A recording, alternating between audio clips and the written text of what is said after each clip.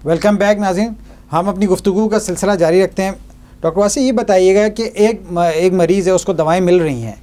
अब ऐसे मरीज़ को गो के ये क़ुव्वत मुदाफ़ियत में इजाफ़ा करती हैं और उसमें उसके इलाज में मदद देती हैं, लेकिन कुछ न कुछ उसके साइड इफ़ेक्ट्स जो हैं, मुज़र असरात तो होंगे। तो कुछ बताएंगे कि कौन कौन, ताकि मरीज़ को पता हो, ताकि उसके लिहाज से वो अपने मौले से रब्ता कर सके। जी, हर दवाई के कुछ ना कुछ साइड इफ़ेक्ट होते हैं। तो ये जो मल्टीपल स्क्लेरोसिस की दवाइयाँ होती हैं, इसके भी साइड इफ़ेक्ट्स होते हैं। जैसे स्टीरॉइड जब हम यूज़ करते हैं तो स्टीरॉइड्स आपकी क़ुव्वत मुदाफ़ियत को थोड़ा कमज़ोर करता है। बाद औक़ात चेहरे पे वरम आ जाता है इसकी वजह से। बाद औक़ात इसकी वजह से जो है वो ब्लड शुगर थोड़ी सी बढ़ जाती है, ब्लड प्रेशर थोड़ा बढ़ जाता है। लेकिन चूँकि हम स्टीरॉइड थोड़े अरसे के लिए इस्तेमाल करते हैं, 4-6 हफ्ते के बाद उसको रोक देते हैं, तो ये सारी चीज़ें रिवर्स होकर सही हो जाती हैं। तो ये शॉर्ट टर्म साइड इफ़ेक्ट्स होते हैं। बाकी जो MS की दवाइयाँ हैं वो चूँकि इम्यून सिस्टम पर असर करती हैं, इसलिए उसके भी साइड इफ़ेक्ट होते हैं। जो इंजेक्शन होते हैं उनके ज़्यादातर साइड इफ़ेक्ट तो ये होते हैं कि आपको जिन दिनों में इंजेक्शन लगता है उस दिन के अंदर थोड़ी सी आपको थकन होती है, एक जिस्म के अंदर दर्द होता है, जैसे आपको वायरल इन्फेक्शन टाइप की बाद औक़ात फीलिंग आती है, लेकिन वो भी मुस्तकिल नहीं होती, वो कभी कभी होती है। या गोली की वजह से भी साइड इफ़ेक्ट हो सकते हैं कि जिनको हमें मॉनिटर करना पड़ता है, हमें उनके ब्लड काउंट को मॉनिटर करना पड़ता है, उनके इलेक्ट्रोलाइट्स को या उनके जिस्म में मादनियात की मकदार को, गुर्दे के फंक्शन को हमें रेगुलर मॉनिटर करना पड़ता है महीने में 1 दफ़ा। या अगर माइट्रोजेंट्रॉन ले रहे हैं तो उनके अंदर हमें दिल को मॉनिटर करना पड़ता है कि उनका हमें एकोकार्डियोग्राम करना पड़ता है कि उसकी वजह से दिल पे कोई असरात तो नहीं आ रहे, क्योंकि उसके दिल के ऊपर साइड इफ़ेक्ट्स होते हैं।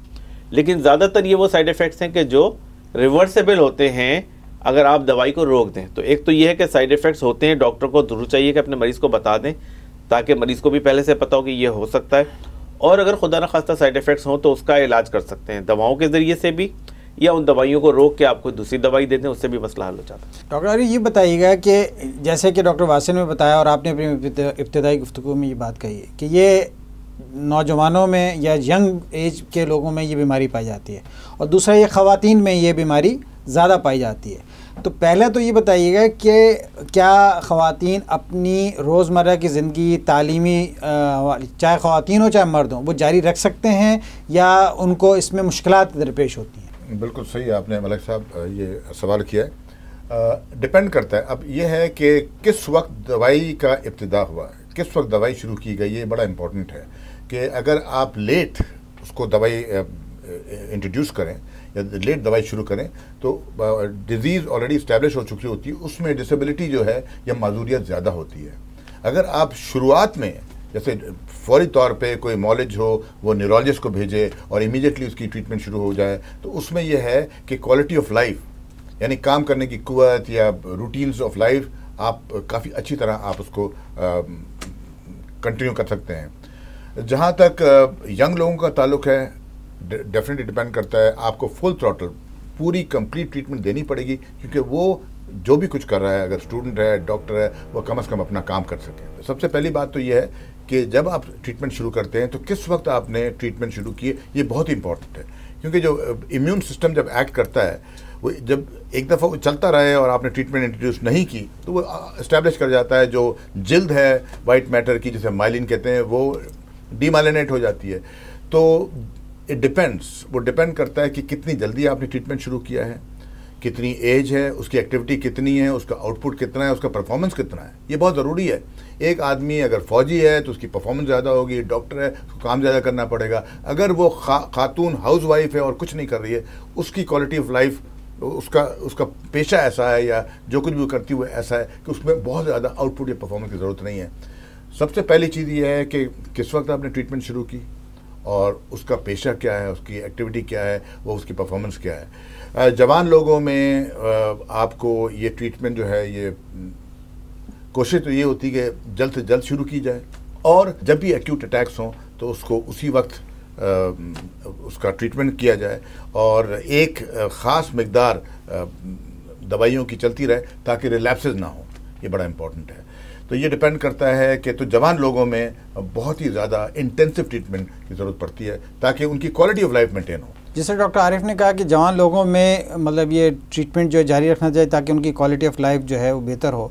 अब इसी तरह ख़वातीन में चूँकि ये बीमारी ज़्यादा पाई जाती है तो वो एक तो उनकी पढ़ाई लिखाई, रोज़मर्रा ज़िंदगी और घरेलू ज़िंदगी, इस तरह उनकी जो अज़दवाजी ज़िंदगी है, सबसे पहले तो क्या वो शादी कर सकती हैं या नहीं कर सकती। दूसरा है कि शादी हो जाएगा तो फिर ज़चकी बच्चा यानी उनका होना चाहिए नहीं होना चाहिए, तो दौरान हमल के एहतियात। तो ये एक कॉमन सवालात हैं जो मरीज़ अमूमन करते हैं। तो आप से सवाल ये है कि इस हवाले से क्या अवामिल हैं जिसके नतीजे में ख़वातीन को इसको मलूज़ खातिर रखना चाहिए और लोगों को भी इसके बारे में पता होना चाहिए। ये सही है, बहुत अहम सवाल है ये, और इसके ऊपर पूरी दुनिया में बड़ी तहकीक भी हुई है, क्योंकि ज़ाहिर है ये मगरबी दुनिया का भी एक बहुत बड़ा मसला है और हमारे मशरक़ में भी बहुत बड़ा मसला है।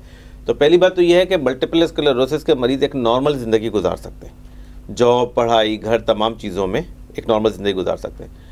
तो शादी भी हो सकती है, बच्चे भी हो सकते हैं, सारी चीज़ें हो सकती हैं लड़कियों की। इसको आपको रुकावट नहीं समझना चाहिए, इलाज ज़रूरी है।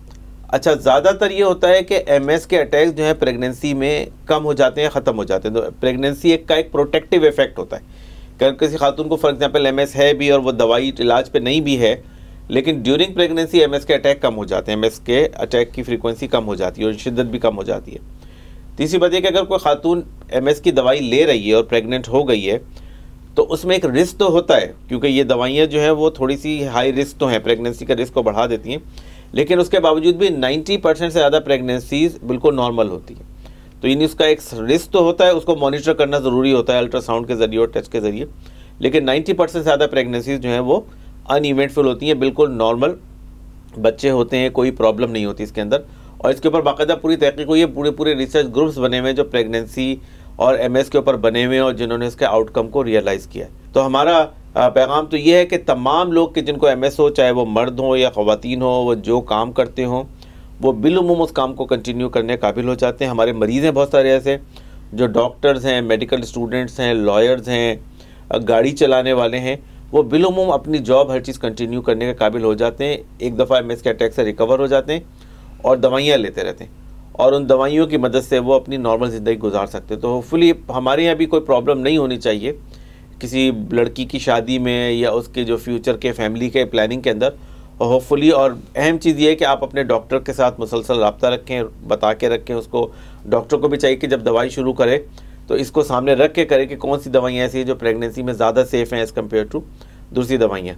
तो वो हम मरीज़ के साथ डिस्कशन करते हैं और ज़्यादातर जो प्रेगनेंसी की एज की जो लड़कियाँ होती हैं उनको वो दवाइयाँ देते हैं कि जो प्रेगनेंसी में निस्बतन सेफ होती हैं। जैसे डॉक्टर वासी ने बताया कि एक मल्टीपल स्क्लेरोसिस में मुब्तला मर्द, चाहे वो मर्द हो या औरत हो, वो अपनी नॉर्मल ज़िंदगी गुजार सकता है। लेकिन कुछ लोग स्पेसिफिक सवालात करते हैं ताकि हम आवाम की आगाही तक इस प्रोग्राम के ज़रिए बताना चाहते हैं। अब तालीम एक बहुत आम शौक़ है, यंग एज में हो जाता है, तो क्या तालीम वो जारी रखेंगे या नहीं, या रोज़मर्रा ज़िंदगी के अंदर उनको मल्टीपल स्क्लेरोसिस होने के जो उसके आगे के असरात हैं उसमें माजूरी और इसके हवाले चीज़ें हो जाती हैं, तो क्या वो ये ज़िंदगी को नॉर्मल रखने के लिए उन अद्वियात के इस्तेमाल के ज़रिए वो तमाम मामला कर सकते हैं या नहीं? जो भी रूटीन है, जैसे कोई डॉक्टर है या कोई स्टूडेंट आपने बात की है, उसको पढ़ने के लिए देखें, स्टूडेंट को चाहे वो जो भी इंसान हो, जो काम करता हो, उसको अपने काम को कंटिन्यू करना बेहद ज़रूरी है।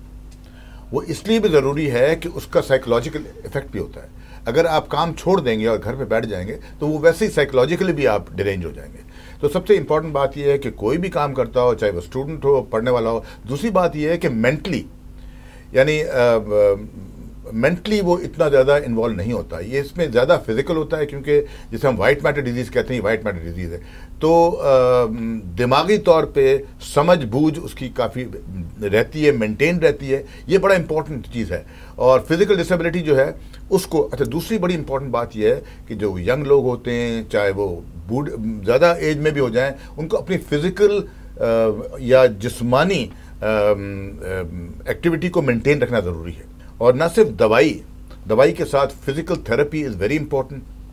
कुछ दवाइयाँ होती हैं, देखें इस बीमारी में मल्टीपल स्क्लेरोसिस में एक अलामत ये भी है कि अकड़ाहट बड़ी होती है, स्पैस्टिसिटी जिसे कहते हैं, तो उसके लिए दवाइयाँ हैं हमारे पास, बैक्लोफेन भी है, उसके लिए और भी दवाइयाँ हैं। तो ये वो दवाइयाँ भी सुपर एडेड उस पर जो हमारी डिजीज़ मॉडिफाइंग ट्रीटमेंट है उसके साथ लेनी चाहिए। फिजिकल एक्टिविटी को बढ़ाना चाहिए, अपनी सोशल लाइफ को मेनटेन रखना चाहिए, ताकि अपनी रूटीन्स ऑफ लाइफ जो है वो अनहैम्पर्ड चलती रहें। डॉक्टर वासी ये बताइएगा कि ये बीमारी चूँकि जवानों में साथ साथ बच्चों में भी पाई जाती है, अब उसके हवाले से किन उम्रों में ये ज़्यादा बीमारी के असरात पाए जाते हैं, और फिर उनमें इलाज के हवाले से कौन सी ख़ास कोई दवाएं हैं, या वही दवाएं जो आपको यंग एज में जो डिजीज़ मॉडिफाइंग एजेंट में वही दी जाती हैं, या इसमें मुख्तलिफ कोई दवाएं हैं? बस वक्त ये बीमारी काफ़ी अर्ली एज में शुरू हो जाती है, जैसा कि आपने कहा टीन एज में भी शुरू हो जाती है, तो ज़ाहिर है वो 8 साल 10 साल 11-12 साल की उम्र में हो जाती है। एक इस बीमारी के एक तो वो होता है जो बहुत ही अर्ली एज में होता है, 2-4 साल की उम्र में होता है, जिसको MS नहीं कहते बल्कि ADEM कहते हैं। वो भी इसी का एक स्पेक्ट्रम है कि वो डीमाइलिनेटिंग बीमारी होती है, लेकिन वो ज़्यादातर एक दफ़ा होती है और ट्रीटमेंट से वो बेहतर हो जाती है। लेकिन ज़्यादातर जो रिकरेंट अटैक्स होते हैं या बार बार जो अटैक होते हैं वो 10 साल की उम्र के बाद शुरू होते हैं।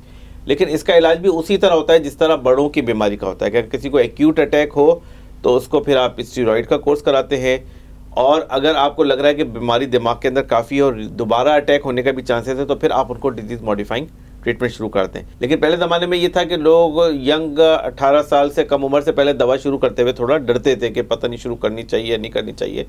लेकिन अब करंट जो भी रिकमेंडेशन है वो ये है कि किसी को 10 साल या 11 साल या 12-13 साल की उम्र में भी MS के अटैक शुरू हो जाएं या लगे कि MS की बीमारी शुरू हो गई तो आप उसको शुरू कर सकते हैं। इसकी दवाइयाँ काफ़ी सेफ़ हैं। तो अभी करंट प्रैक्टिस तो यही है कि अगर किसी को यंग एज में भी इफेक्ट हो जाए, बचपने में भी हो जाए, ख़ासतौर पे इवन सिर्फ विजन लॉस भी हो जाए जिसको हम ऑप्टिक न्यूराइटिस कहते हैं, उसको भी एग्रेसिवली ट्रीट करना चाहिए। क्योंकि अब ये पता चला है कि जिन लोगों को सिर्फ विजन लॉस होता है वो भी आगे चल के आइंदा 5 सालों में उनको मल्टीपल स्क्लेरोसिस की बीमारी के होने का ख़तरा बढ़ जाता है। तो बहुत सारे लोग तो अब एज एफ ऑप्टिक न्यूराइटिस के बाद भी उनको ट्रीटमेंट शुरू करते हैं ताकि उनको MS की बीमारी नहीं हो या उसके आने में देर हो जाए। तो इसलिए यंग बच्चों में भी इस बीमारी को बिल्कुल ही एग्रेसिवली ट्रीट करना चाहिए और जो भी दवाइयाँ अवेलेबल हैं उससे ट्रीट करना चाहिए, और सिर्फ ये नहीं कि अटैक का इलाज करके छोड़ दिया जाए बल्कि फ्यूचर अटैक को रोकने के लिए भी दवाइयाँ साथ साथ देनी चाहिए। नाज़रीन, हम मल्टीपल स्क्लेरोसिस के इलाज के हवाले से अपनी गुफ्तगू जारी रखेंगे। मिलते हैं वक्फे के बाद।